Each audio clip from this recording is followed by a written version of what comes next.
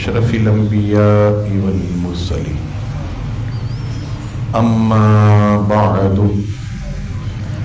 فأعوذ بالله من الشيطان الرجيم بسم الله الرحمن الرحيم۔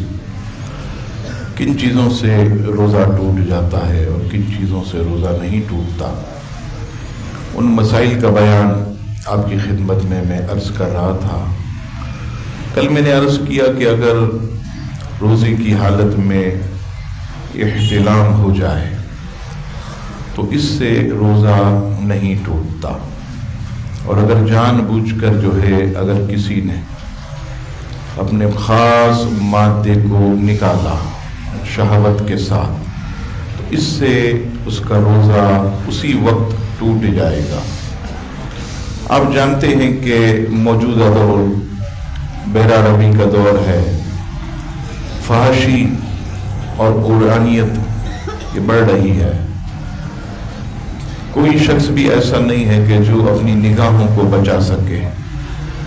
راستے میں دیکھے تو بے پردہ خواتین، موبائل پر عجیب و غریب تصویریں، تو ایک انسان بڑا پریشان ہو جاتا۔ تو کسی نے یہ پوچھا کہ اگر روزے کی حالت میں ہم بیٹھے ہوں، بدنگاہی ہو جائے، کہیں ہماری نظر اٹھ جائے، بے پردہ عورت کو ہم نے دیکھ لیا، تو ہمارے پیشاب کے مقام سے اگر کوئی قطرہ نکل جائے تو کیا اس سے بھی روزہ ٹوٹ جائے گا؟ تو یاد رکھیے گا کہ اس سے روزہ نہیں ٹوٹے گا۔ یہ مسائل کا بیان ہے بہت سخت، لیکن میں خاص طور پر شریعت کو ملحوظ رکھتے ہوئے عرض کر رہا ہوں کہ اس طرح کھل کر علماء گفتگو نہیں کرتے، لیکن آپ جانتے ہیں کہ شرم کی وجہ سے اگر ہم ان مسائل کو سیکھیں گے نہیں تو پھر ہماری عبادتیں کیسے محفوظ رہیں گی۔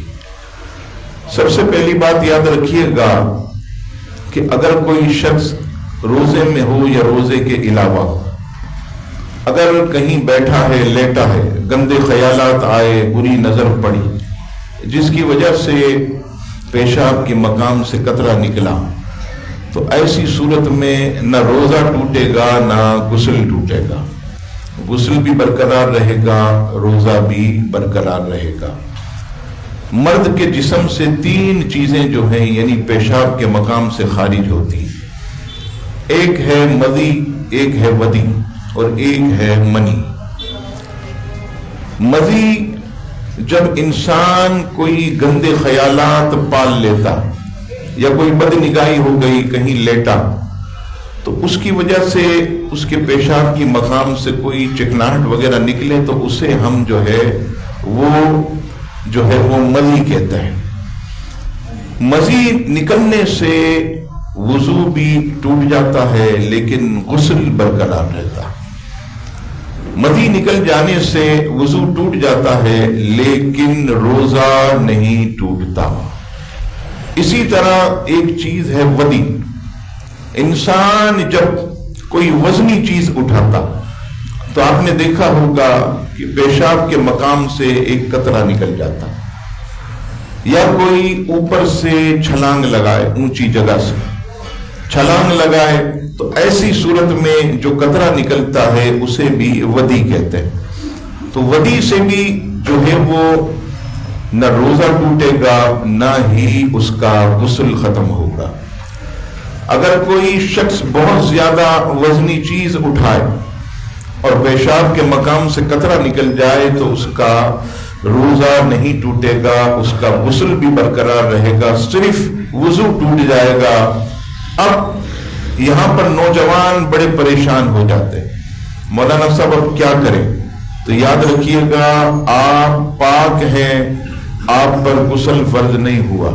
آپ ایک کام کریں کہ پیشاب کی جگہ کو دھو لیں، وضو کریں اور مسجد میں نماز کے لیے تشریف لے آئیں۔ اب آپ جانتے ہیں کہ یہ گندگی اگر کپڑے پر لگے تو کتنی لگے تو کپڑا ناپاک ہو جائے۔ تو یہ بھی سن لیں کہ اگر کسی کی کپڑے پر ہتھیلی کی غیر آئی ہتھیلی کی گہرائی، جو ایک وقت میں ایک کلدار روپیہ بڑا سکہ نکلتا تھا، اب تو بند ہو گیا، یہ ہتھیلی کی گہرائی کے برابر یہ گہرائی ہے ہتھیلی کی. اس کے برابر اگر کسی کے کپڑے پر ناپاکی لگی، پیشاب لگی یا دیگر جو ہے مزی وغیرہ لگی، تو اب جو ہے یہ دھونا ضروری ہے.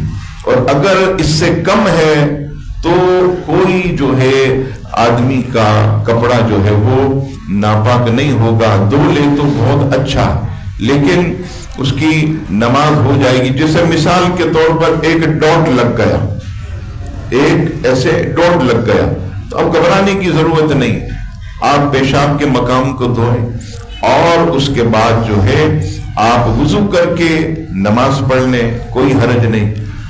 پیشاب کرنے والے بھی خاص طور پر، اور جو پینٹ شرٹ پہنتے ہیں ان سے ہماری خاص جو ہے وہ گزارش کہ وہ جب باہر بیت الخلا میں جاتے تو آپ جانتے وہاں پر بالکل جو ہے وہ آدمی آدھی شلوار یا آدھی پینٹ اتار کر جو ہے وہ پیشاب کرتا. تو اس میں کیا ہوتا ہے کہ جلد بازی میں ہمارے لوگ کھڑے ہو جاتے ہیں، تو اس میں کیا ہوتا ہے کہ جو بقیہ ماندہ قطر ہیں پیشاب کے وہ نکلنا شروع ہو جاتے ہیں شلوار میں، پینٹ میں یا انڈر ویئر میں، تو وہ بہت زیادہ ہوتے، تو یقیناً وہ ہتھیلی کی گہرائی کے برابر، تو اس سے کپڑے ناپاک ہو جائیں گے. آپ ایک کام کریں کہ جب بھی باہر کہیں بھی بیت الخلا میں آپ پیشاب کرنے جائیں تو تھوڑی دیر ٹھہر جائیں، عجلت نہ کریں، جلدی نہ کریں، اور اس کے بعد پھر تھوڑی دیر کھڑے ہو کر پھر بیٹھ جائیں، تھوڑی دیر کھڑے ہو کر پھر بیٹھیں. آپ دیکھیے گا کہ جب تھوڑی دیر کھڑے ہو کر چند سیکنڈ پھر بیٹھیں گے تو بقیہ ماندہ قطرے اب نکل جائیں، اور نکلنے کے بعد آپ جو ہے وہ پیشاب کی جگہ کو دھو لیں، الحمدللہ کپڑے بھی پاک ہو گئے اور آپ حاجت سے جو ہے وہ فارغ ہو گئے. تو یہ یاد رکھیے گا کہ انسان کے جسم سے گندے خیالات کی وجہ سے جو قطرہ نکلتا ہے یا قطرے نکلتے ہیں اس سے روزہ نہیں ٹوٹے گا. پیشاب کی جگہ کو دھو لیں، اور اگر ہتھیلی کی گہرائی سے تھوڑا کم یا برابر یا زیادہ اگر ناپاکی ہوئی تو وہ بھی آپ دھو سکتے ہیں. اس میں بھی یاد رکھیے گا کہ کوئی پریشانی والی بات نہیں کہ جس جگہ پر لگا اسی کو دھونا.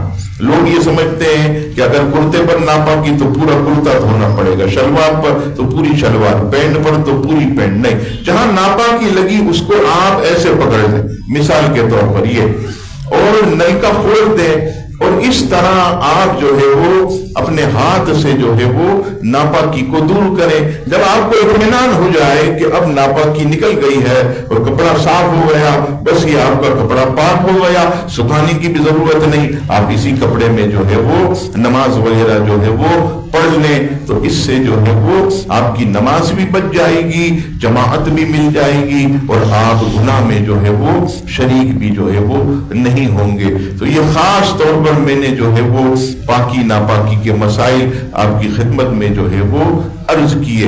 اسی طرح اگر کوئی شخص روزے کی حالت میں کھا پی لے اور اسے یاد ہی نہیں کہ میں نے روزہ رکھا، جیسے آپ جانتے 11 مہینے ہم کھاتے پیتے ہیں، تو ایسے بھی بھلکڑ لوگ ہوتے ہیں بیچارے کہ وہ ماہ رمضان میں بھی پانی پی لے، صبح اٹھے عادت ہے 11 مہینے کی پانی پی لیا، یاد ہی نہیں روزہ، یا کوئی چیز کھا لی، تو ایسی صورت میں روزہ نہیں ٹوٹے گا.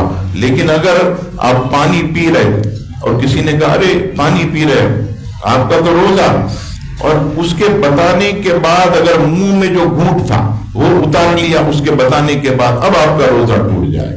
اور آپ کوئی چیز کھا رہے تھے، ابھی منہ میں ڈالا کوئی لقمہ یا نوالا، اور کسی نے بتا دیا یا خود یاد آ گئے کہ میرا تو روزہ، اس کے بعد اگر آپ نے وہ چیز حلق میں اتاری آپ کا روزہ ٹوٹ جائے گا. جو چیز ہے اسے پھینک دیں، منہ میں جو پانی ہے اسے باہر نکال دیں. اگر عزیزان گرامی کوئی شخص ایسا کہ اس کو یہ مسئلہ ہی نہیں پتا کہ اگر بھولے سے روزے کی حالت میں کھا پی لے تو اس کا روزہ ٹوٹ جاتا، تو اس نے کیا کیا کہ اس نے جو ہے وہ بعد میں قصدن کھانا شروع کر دیا کہ میرا تو روزہ ٹوٹ گیا تھا، اب وہ جان بوجھ کے کھا رہا ہے، تو اب جو ہے اس کا روزہ ٹوٹ جائے گا۔ اگر کوئی یاد دلائے یا آپ کو خود یاد آ جائے تو ایسی صورت میں جو ہے آپ کا روزہ جو ہے وہ عزیزان گرامی بچ جائے گا۔ جو پانی منہ میں ہے نکال دے، جو نوالا ہے وہ باہر نکال دے، جو بھی چیز ہے۔ اسی طرح روزے کی حالت میں لوگ پوچھتے ہیں کہ ٹوتھ پیسٹ کا استعمال کرنے سے روزہ جو ہے وہ ٹوٹ جائے گا۔ اس کی وجہ یہ ہے کہ یہ جو پیسٹ ہے اس کے اندر ایسے باریک اجزاء ہوتے ہیں، آپ جانتے ہیں یہ میٹھا ہوتا ہے، باریک اجزاء ہوتے ہیں جو قطعی امکان ہے کہ وہ حلق میں جاتے ہیں، وہ حلق میں داخل ہوتے۔ اس لیے مفتیان کرام فرماتے ہیں کہ روزے کی حالت میں جو ہے وہ ٹوتھ پیسٹ جو ہے وہ نہیں کرنا چاہیے۔ ہاں اگر منہ میں بدبو وغیرہ محسوس ہو تو خالی جو برش ہے اس کو آپ دھو کے آپ اچھی طرح دانتوں پر اس کو ایسے مل لیں، آپ پیسٹ نہ لگائیں، ایسے مل لیں تو آپ دیکھیں کہ دانتوں کے اطراف میں جو بھی گندگی ہوگی وہ دور ہو جائے گی اور اس سے آپ کا روزہ بھی نہیں ٹوٹے گا۔ لیکن پیسٹ استعمال نہیں کرنا، پیسٹ کے باریک ذرہ یہ حلق کے ذریعے پیٹ میں جاتے ہیں، اس سے روزہ ٹوٹ جائے گا۔ روزے کی حالت میں مسواک کرنا جائز ہے، مسواک کرنا جائز ہے، لیکن احتیاط کریں کہ مسواک کا کوئی ایسا بڑا ذرہ وہ حلق کے ذریعے پیٹ میں نہ جائے، اس سے آپ کا روزہ ٹوٹ جائے گا۔